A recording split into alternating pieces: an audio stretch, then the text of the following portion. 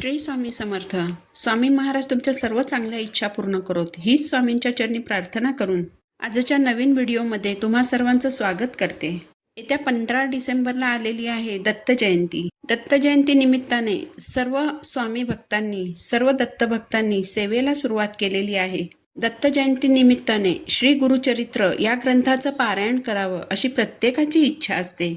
कारण या ग्रंथामध्ये श्री दत्तगुरु, श्री श्रीपाद श्री वल्लभ आणि श्री नरसिंह सरस्वती या 3 अवतारी पुरुषोत्तमांच्या लीलांचे वर्णन केलेले आहे. सर्व दत्तभक्तांना श्री गुरुचरित्र हा ग्रंथ पारायणासाठी अतिप्रिय आहे. श्री गुरुचरित्र या ग्रंथाला 5वा वेद असे मानले जाते. पण या ग्रंथाचं पारायण करणं सर्वांनाच शक्य होत नाही. श्री गुरुचरित्र या ग्रंथाच्या पारायणाचे नियम ऐकून बरेच जण हे पारायण करत नाहीत. कधी कधी नोकरी सांभाळून सेवा करणं शक्य होत नाही, तर कधी घरात लहान मुलं असतात त्यामुळे सेवा करणं शक्य होत नाही. बरेच जण असे आहेत ज्यांना इच्छा असूनही श्री गुरुचरित्र या ग्रंथाचं पारायण करायला वेळ मिळत नाही. अशा सर्व व्यक्तींनी दत्त जयंतीपर्यंत गुरुचरित्रातील मेरुमणी समजल्या जाणाऱ्या 14व्या अध्यायाचं पठण करायचं आहे. या 14व्या अध्यायामध्ये श्री नरसिंह सरस्वती स्वामी महाराज यांनी त्यांचे शिष्य सायनदेव यांना भयानक संकटातून कसे मुक्त केले याचे वर्णन केलेले आहे. दत्तगुरूंनी सायनदेव यांच्या प्राणांचे रक्षण केले, त्यांना मृत्यूच्या दाढेतून बाहेर काढले. म्हणजेच जन्ममरणाचा फेरा चुकवण्याचं सामर्थ्य देखील दत्तगुरूंच्या हातात आहे. तुम्ही कितीही मोठ्या अडचणीत असाल, तुमच्यावर कितीही मोठं संकट आलेलं असेल, या अध्यायाच्या पठणाने तुमचं प्राणघातक संकटातून सुटका होईल. कोणत्याही सुटत नसलेल्या अडचणीतून तुम्हाला मुक्तता मिळेल. जर पती-पत्नीच्या नातेसंबंधात किंवा इतर कोणत्याही नातेसंबंधात कटुता आलेली असेल तर ती कटुता संपुष्टात येईल आणि नातेसंबंधात मधुरता येईल. ज्यांना नोकरी मिळत नसेल, नोकरी किंवा व्यवसायात अडचणी येत असतील, संततीविषयक अडचणी असतील, शिक्षणामध्ये अडचणी असतील, ज्यांच्या आरोग्यविषयक तक्रारी आहेत, घरात सतत वादविवाद होत असतील, कर्जाचं निवारण होत नसेल, अशा सर्वांनी या अध्यायाचं पठण केल्यास श्री दत्तगुरूंच्या कृपेने त्यांच्या समस्या नक्कीच सुटतात. पण सेवा करूनही जर तुमची एखादी इच्छा पूर्ण झाली नाही तर नाराज होऊ नका. स्वामी महाराजांवरील, दत्त महाराजांवरील तुमचा विश्वास तुटू देऊ नका. कारण स्वामींची, दत्तगुरूंची कोणतीही सेवा तुम्ही केलीत तरी स्वामी महाराज तुम्हाला त्याचा योग्य तो मोबदला 100% देणारच, याची खात्री बाळगा.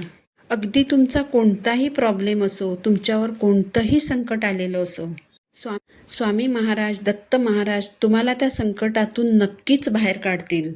फक्त तुमच्या गुरूंवरील तुमचा विश्वास तुटू देऊ नका. आपण जे कष्ट करतो, मेहनत करतो, आपल्या घरात सुख समृद्धी येण्यासाठी आपण जे धडपड करत असतो, त्याला यश येण्यासाठी आपल्याला 14व्या अध्यायाचं पठण करायचं आहे. श्री दत्तगुरूंच्या चरणी अतूट विश्वास ठेवून एकाग्र चित्ताने या अध्यायाचे पठण केल्यास अचानक उद्भवलेली संकटे, प्रापंचिक अडचणी, नातेसंबंधातील कटुता, हितशत्रूंचा त्रास, प्रदीर्घ आजार यांचे निवारण होईल. मोठमोठ्या अडचणींमधून, आकस्मिक संकटांमधून, प्राणघातक संकटांमधून आपले रक्षण होईल आणि आपल्याला सुख, समृद्धी, समाधान आणि आरोग्याची प्राप्ती होईल. या अध्यायाचं पठण कोण करू शकतं? सर्व भक्तगण म्हणजे स्त्री अथवा पुरुष, मुलं, मुली या अध्यायाचं पठण करू शकतात. या अध्यायाचं पठण करताना कोणतीही पूजा मांडणी करण्याची आवश्यकता नाही.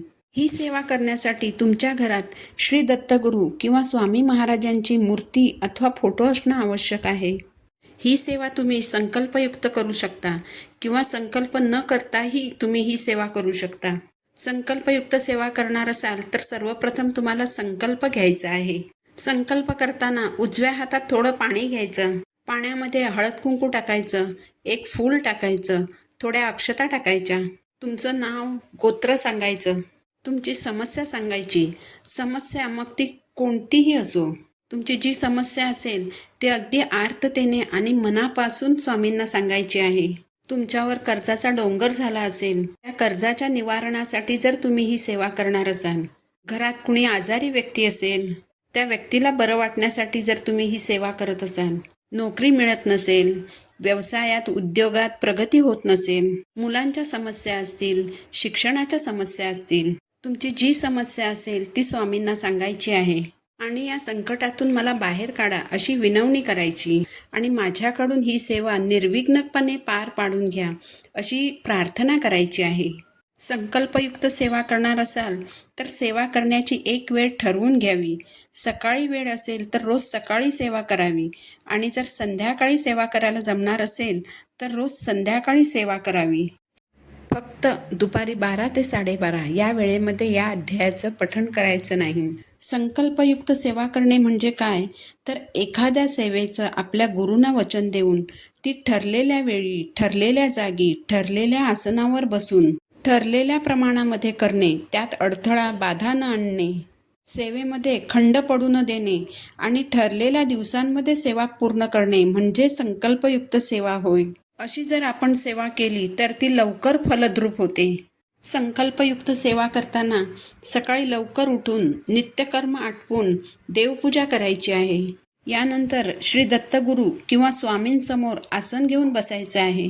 आपल्या गुरूंना अनन्य भावाने शरण जायचं आणि वाचनाला सुरुवात करायची. वाचन करत असताना स्वतःला ऐकू येईल एवढ्या मोठ्या आवाजात वाचन करावं. त्यामुळे घरातील वास्तुदोष जाऊन घरात सकारात्मक ऊर्जा वाढीला लागते. वाचन झाल्यावर आरती करायची आणि नैवेद्य म्हणून दूध साखर, खडीसाखर किंवा कोणताही गोड पदार्थ श्री दत्तगुरू किंवा महाराजांना अर्पण करायचं आहे.